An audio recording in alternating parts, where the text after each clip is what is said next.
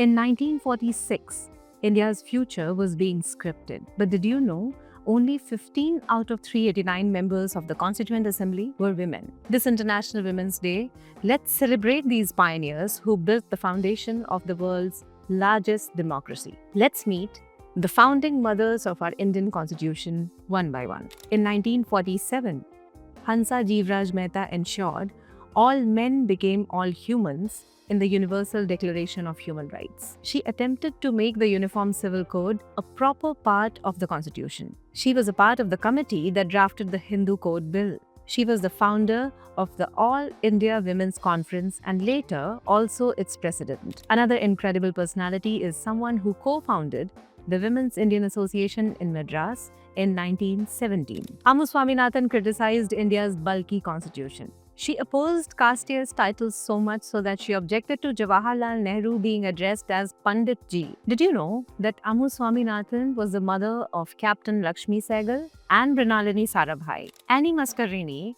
was the fierce force behind Travancore's integration. She went on to become the first woman to hold a ministerial and legislative assembly position in Travancore. In the Constituent Assembly, she championed strong governance but warned too much power could destroy democracy itself.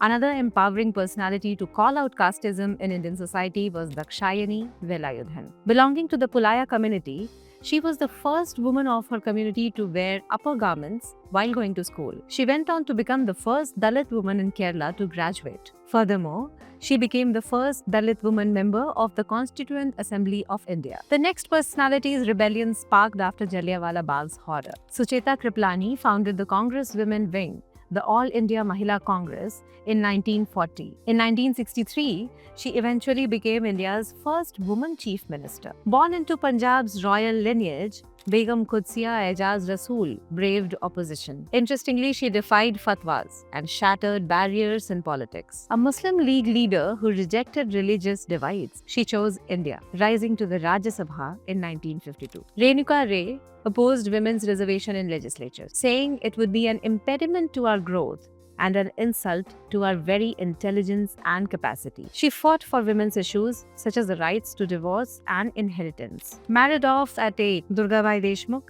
defied norms, broke free at 15, and rose to become the fearless mother of social work. As a member of the steering committee, she actively participated in Constituent Assembly debates, fiercely defending property rights for women under the Hindu Code Bill. She was also one of the leading advocates for the establishment of family courts in India. You will be surprised to know that Time magazine has included Rajkumari Amrit Kaur in its list of 100 powerful women of the world of the last century. She was a princess who built Delhi AIIMS. She also donated her ancestral house in Shimla to AIIMS so that the nurses could spend their holidays there. She went on to become the first health minister of India. Leela Roy believed in armed revolution and also developed knowledge to make bombs. She was a brave soldier of the Indian freedom struggle who was a close associate of Subhash Chandra Bose. However, she quit the Constituent Assembly in protest against the partition of the country. Influenced by Gandhiji's non-violent call for freedom movement, Kamla Chaudhary formed Charkha committees to unite women. As a fearless feminist,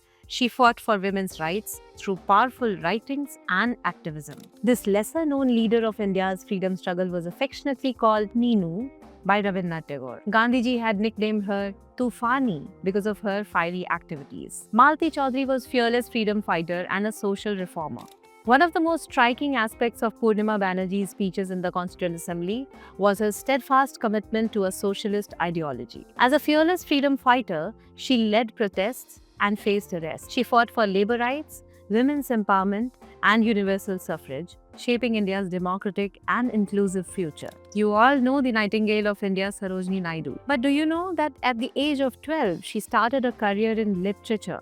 She inspired millions through her eloquent poetry and active participation in the national movement. She was the first Indian woman to be president of the Indian National Congress and to be appointed as an Indian state governor.